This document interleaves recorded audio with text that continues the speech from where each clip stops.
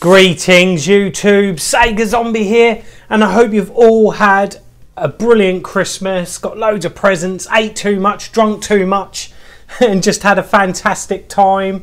It's that weird period now between Boxing Day and New Year's Day, and something I like to do, and I thought I'd share with you guys, is I troll the internet, go round the shops in town. Yeah, I'm old fashioned like that. I still go to the old bricks and mortar stores and just see what bargains are to be had. You know, just see what's out there. And like I've said before, I'm a bit of a salesman's dream. If I think I'm getting a bargain, like most of us, I'll grab it.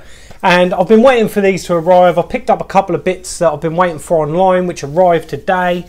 And I got a couple of little Sega related items for Christmas off the kids and the missus. So I thought I'd share them with you guys. I just want to say a massive thank you to you all. I'm nearly at 400 subscribers, and I've got this app thing on my iPad that shows me how I'm progressing, how I'm getting on, and I've hit over 35,000 views. So thank you guys, that is absolutely fantastic. I'm over the moon with that. I thought I'd shoot this, like I said, to just show off some of the toot that I've picked up, and some of it's funny, some of it's interesting. I think first of all, I'm going to start with the presents I got. I got a gift. Do you know what? This was one of my favourite gifts off my kids. And that is this. The Pixel Pals Sonic the Hedgehog. This is bloody awesome. This is. Really impressed with it. It's just a little 8-bit light. Or 16-bit, should I say 8-bit? It might be 16-bit. Definitely 16-bit.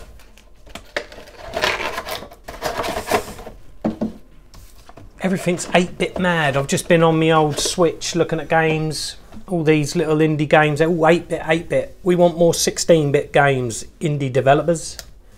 But look at that. Don't know how well the camera's capturing it. Let's turn it on, and yeah, Sonic lights up. It looks awesome, doesn't it, guys? Really good detail. Nice build quality. Really happy with that. We'll put in there so you can see them. The only other Sega bit I got, I know, don't you all feel sorry for me? My family don't buy me Sega. I think they've had enough of it being taken over the whole house. But next up, off the missus, I got this. And that is the Mega Drive Classics collection for the Switch. I was really hoping I got this for Christmas. As some of you will know, I do love the Nintendo Switch. I know it's Nintendo, but my God, what a console. That console really has restored my faith in modern gaming in some ways. Even though I'm playing retro games on it mostly, there is some really quality little games on there. And I think Nintendo, I know they often get it wrong, but sometimes when they get it right, they really do get it right. And the Nintendo Switch, great little console. So yeah, that's what I got there, the presents I got. Next up is the presents I got for myself. Now, a certain item released just before Christmas hasn't sold very well, or that's the indication, and it's had a price crash.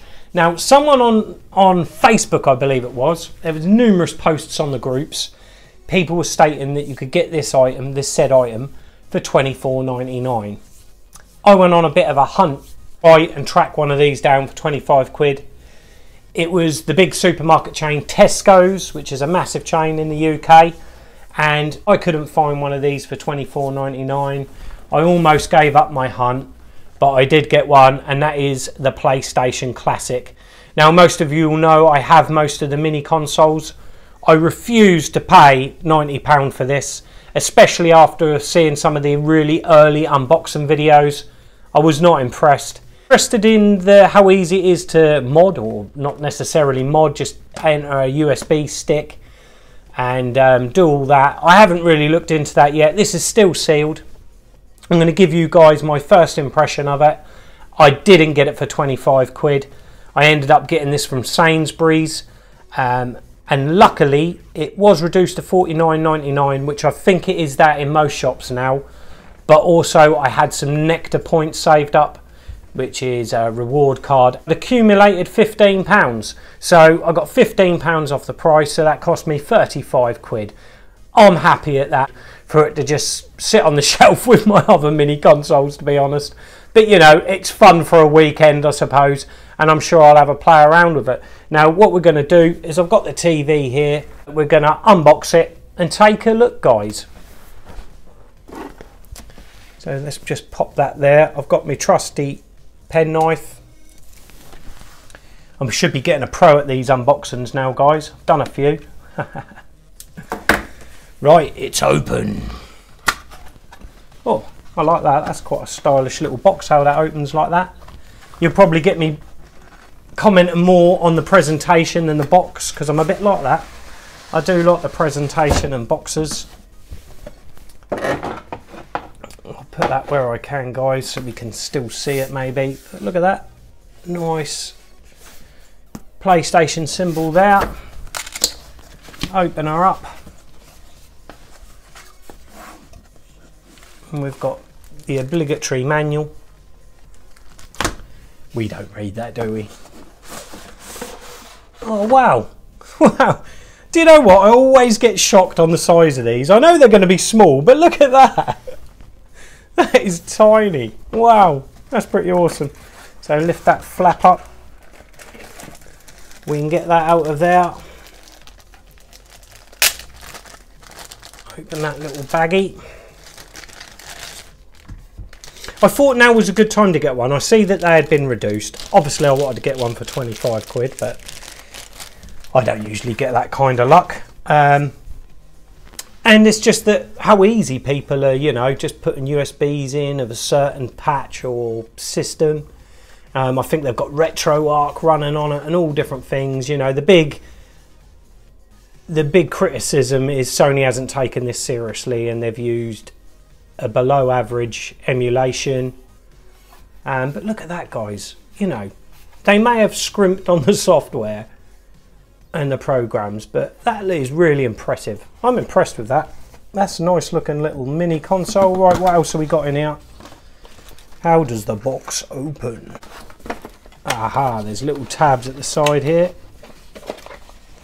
So I'm sure this is going to lift up. Yes, it does. And in there, we've got the two controllers. I'll only open one, guys.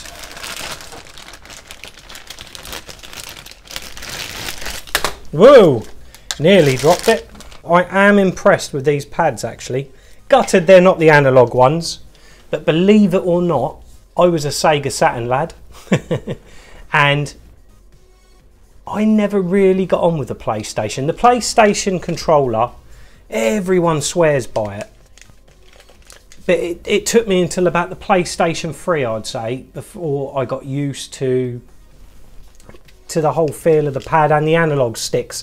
I can remember the Xbox, the analog sticks I got on with really well, but I don't know if you guys agree with me, but this PlayStations, that's just what you're used to, isn't it? I was used to the Xbox ones. PlayStation ones always seemed a bit tetchy to me. Yeah, it's not got the analogs. It's the original one, which I can see why they've done that, you know, for the nostalgia.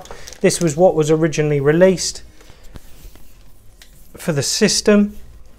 That I do like. Now, I do think Sony have done brilliant there with the attention to detail. What we'll do, guys, is we'll plug that straight into port 1. It's just a USB. What I forgot to mention, guys, is it's all set up, but I didn't show the games. I'm sure you all know the games. It's been highly controversial. Loads of opinions and debates of what games should be on them. To be quite honest, I'm quite happy with the games that are on there. Obviously, I've got my personal choices that are missing. It must have been an absolute headache for Sony. You know, the PlayStation library is so vast, and there's so many great games on this system that, you know, certain games relate to certain people. Yeah, there's the killer franchises that weren't on there or don't feature on here. But like what I said, with what's being worked on in the background, you can pretty much play most of the games. I think it's about 70% success rate. Tom Clancy's Rainbow Six. Why the hell that is on there, I have no idea. But hey, some of you out there might love that game, but to me, I was like, of all the games, you know, I was never a great fan of them games back in the day. I think I'd have preferred the original Medal of Honor.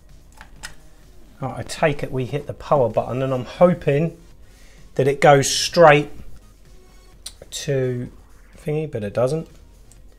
Interesting.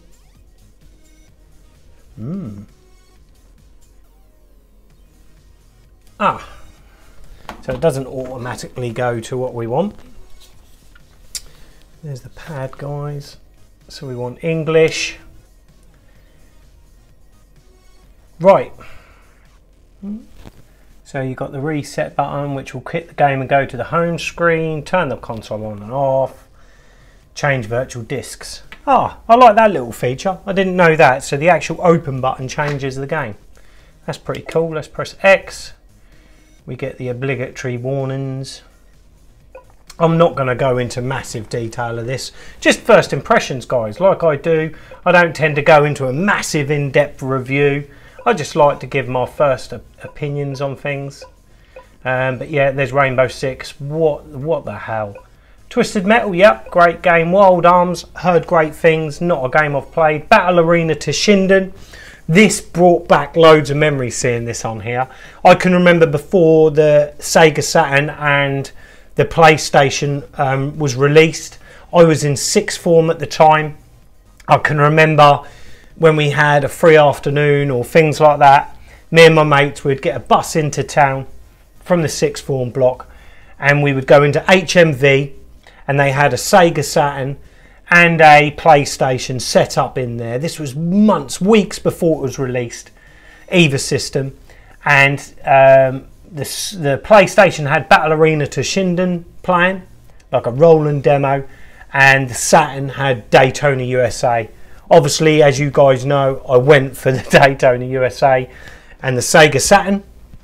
But Battle Arena Toshinden was a game that me and my mates had a right laugh on. So we're going to go with that. I'm sitting pretty close, but the screen image doesn't look great, if I'm being honest with you. You just go to one player game. I can't remember what character I used to be. Whoa.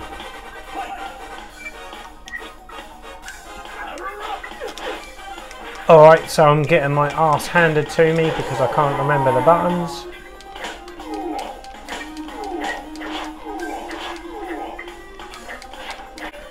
I find with this era, apart from the Saturn, you know, these haven't aged well. The N64, the PlayStation, it's nostalgia, you know, but these early 3D games, you know, and this is nothing. I can still play Virtua Fighter 2. But I can say to you guys, I don't think I can play this for long.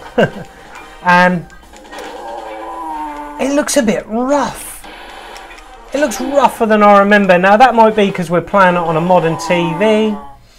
I'm not sure if there's any screen options or any filters that you can change.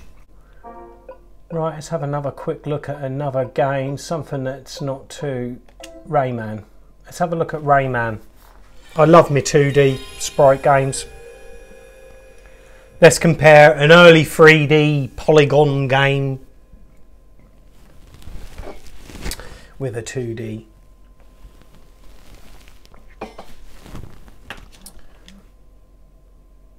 I don't know what it is, but when I go back to this era, the Sega Saturn, even though was the lesser console when it came to 3D polygons and all that sort of stuff, I prefer playing those games over some of the PlayStation stuff. I think it's because the Saturn has a grittiness, like a darkness, a dirtiness to its graphics, which really remind me of the 90s and that era. I don't know, I'm just waffling, guys. But Rayman, a game I loved on the Atari Jaguar. I had a Jaguar from back in the early days, and Rayman was a game I did invest in. Would wish I still had it. It's not in the Atari Jaguar collection. It's one of the most expensive games on the Jaguar. It goes for crazy money. When I can remember the few shops that sold Atari Jaguar games, that was the one title that was in all the shops. But it seems to be a desirable game. Yeah, we don't want to worry about the intros. We just want to see the game. I think that's because I'm sitting way too close to this.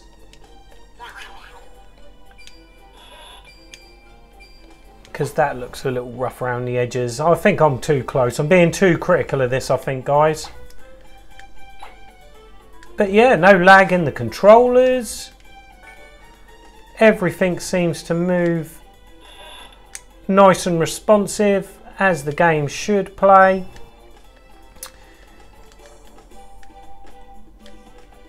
Am I happy that I spent £35 on the PlayStation Classic? Hell yeah. £90.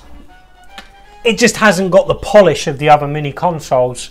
Even though I think the build quality and the presentation of the hardware is great. Software wise, you know, the menus look a little uninspiring, to be honest, compared to the Nintendo minis. And I don't know, this just doesn't seem to look that great on a modern TV. Could have looked better, I think. Even though this does look very pretty, the colours, everything's vibrant. It's Rayman, we know how vibrant Rayman is. So there we go, guys. That's the PlayStation Classic. I'm happy with that. And yeah, that was a Christmas bargain.